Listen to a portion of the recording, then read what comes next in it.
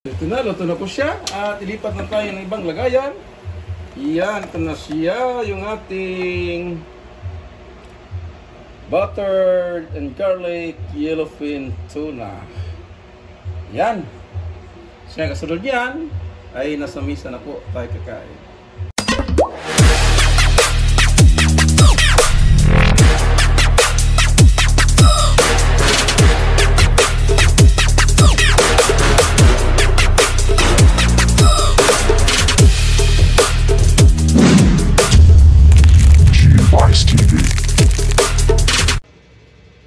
What's up mga guys? Magandang hapon po sa lahat. Welcome to the Ronald's Home. So, andito na naman tayo sa kusina at meron na naman tayong lutuin muli. Karating na natin, galing po sa ating araw-araw na buhay. So, nakaraan, magluto po tayo ng tinatawag na yellowfin tuna head, garlic and hot spicy. Ngayon, ganoon naman ang tinulutuin, kaso lang, hindi hot spicy ang kalabasan nito. Ang tawag sa ating luto ngayon, buttered garlic yellowfin tuna. So yan po ang tuna na nabili natin. So kakabili na natin kanina at sariwang-sariwa ang nabili natin at malinis na po yan. Yan ang mga sangkap natin gagamitin. Andyan na yung butter at maglagay din tayo ng pampalasa at yung garlic, maraming garlic at itong sibuyas, maglagay rin po tayo at itong hindi mawala sa akin yung siling labuyo, yan na may optional. Pwede rin gumamit yan, hindi mahilig sa sili. At maglagay rin tayo ng pamintang durog. At ito the best, yung liquid seasoning yung ating lalagay. At ito, maglagay tayo na star margarine, yung ating gagamitin sa pagprito ng ating isdang yellowfin tuna. So bago po ang lahat natin luto nito, marinig muna natin ito sa tawag na liquid seasoning. Yan, ibabad muna natin sa liquid seasoning itong tuna. At maglagay rin na po tayo nito ng pamintang durog. At itong tinatawag nila na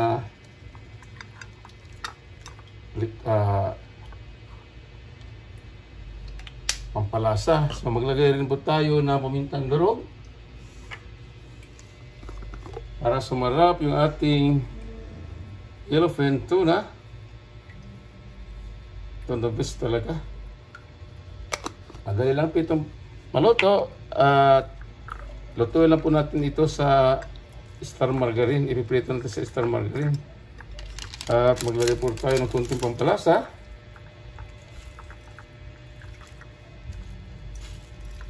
So yung nakaraan yung ginagawa natin ay ulo po ng tuna, hot and spicy. So di na po natin ulitin yung hot spicy dahil sobrang hahang po. So kaso nga lang, hindi po mawala sa akin yung sili pag ako nagluluto. Yan ang may optional. Pwede rin hindi kayo gumagamit niyan yung sili. Ayan po, nababa na po. So ang kasunod nito ay preprito natin sa star margarine bago natin lutuin sa tinatawag na buttered garlic. So ngayon, nagpapahit na po tayo ng kawali at ilalagay natin yung margarine. Yan po ang magpiprito. Yan po yung ating gagamitin sa pagprito ng ating isdang yellowfin tuna.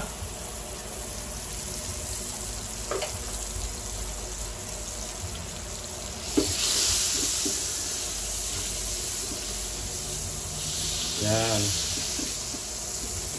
Ganun na po kasi yung ating luto ngayon. Yung nakaraan tuna head, hot and spicy. Itong hang naman yun. Ito naman, isimpleng luto lang to. Yun naman sweet and spicy ito. Ayan, ito na po yung margarine.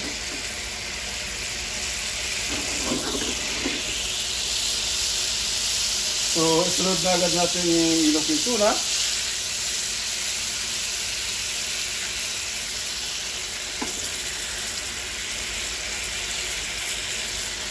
Yun na may luto naman ito.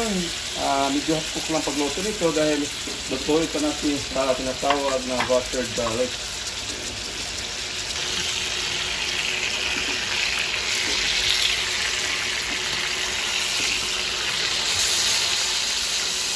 Ayan, medyo di na kailangan ito estado natin. Mas masarap pag ang tuna ay medyo hapok lang pagkaluto. Kaya alisin muna natin muna sa kawali kasi hindi pa po tapos. Meron pa po tayong isunod sa pagpiprito.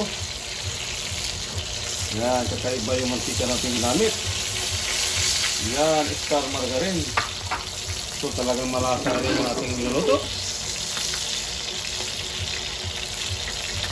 Yan. Yan, so ito yung naluto na at isunod natin yung buttered garlic. Yan, luto na po siya. At ngayon, magsimula na tayo magluto ng mga sangkap. Natawag natin buttered garlic yellow pea soup. Lagyan na natin yung garlic.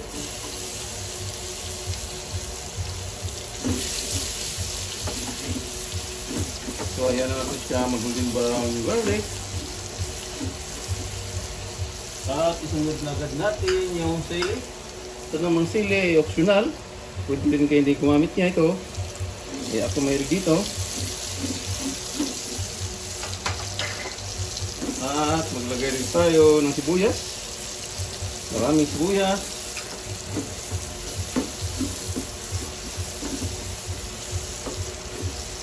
Yan, halo ng halo kunti. At antayin na natin maluto ito mga sangkap.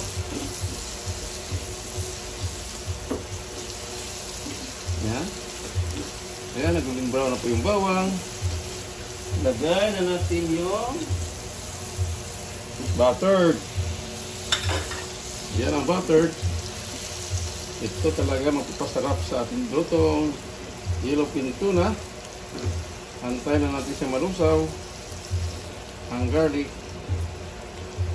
So maglagay po tayo ng add ng seasoning para sumarap yung ating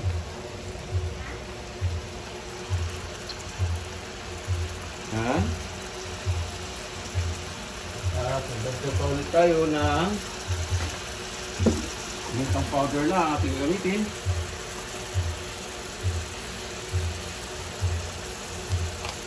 Yan. Ayan, nangamoy na yung butter.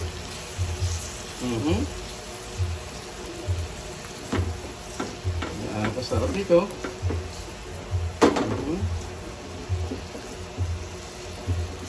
Kailangan siya matunaw yung butter bago natin ilagay yung ating niritong yellowfin tuna.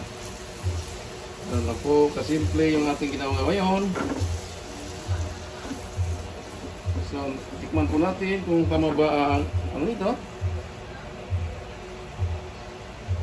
Tabang. So, mag-add po tayo na patis. Mag-add po tayo na patis. Yan, ipatis lang.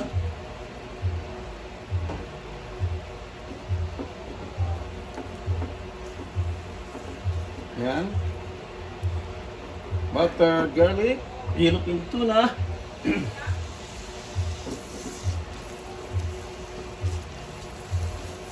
So, mag-add po tayo na ang palasa. Yan na, iubusin natin dahil natira kanina sa dito.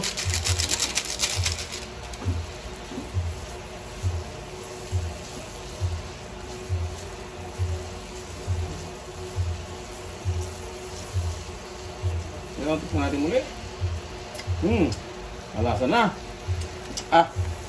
So mag-add po tayo ng kunting asukal.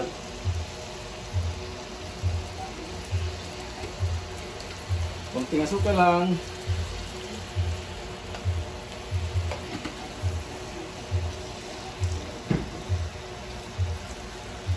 Kunting asukal lang. So ito na siya. So ilagay na natin yung isda natin piniprito kanina. Ayan, ito na siya. Ang gaano kasarap nito. Ito na siya yung ating yellowfin tuna, buttered and garlic. So yan na. Napakasarap ito. Yan na siya. Dahil ito'y luto na, ay saglit lang ito. Ang kasunod dito ay nasa mesa na po. So, luto na po ito.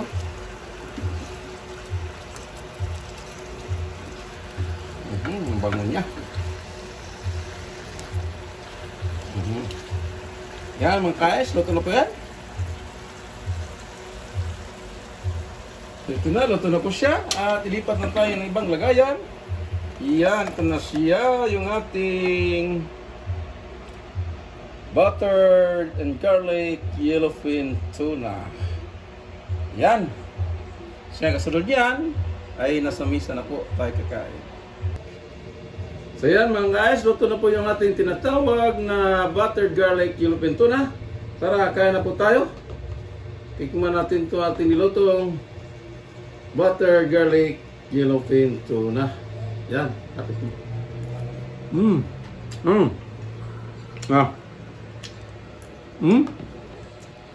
Sabaw pa lang. Masustansya na siya. Puro mantika. Kaya naman instant margarine to at saka butter. Masarap ito.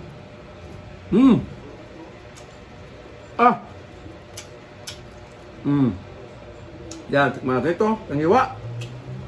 Kung gaano kasarap nito.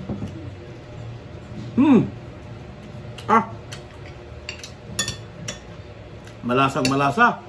Malasang malasa yung sili.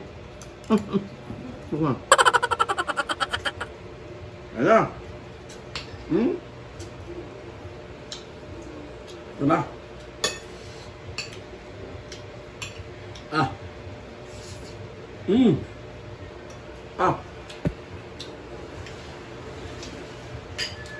Malasang malasa talaga yung sili. Mayroon pa isa dito. Ginataan. Gulay. So masarap din to.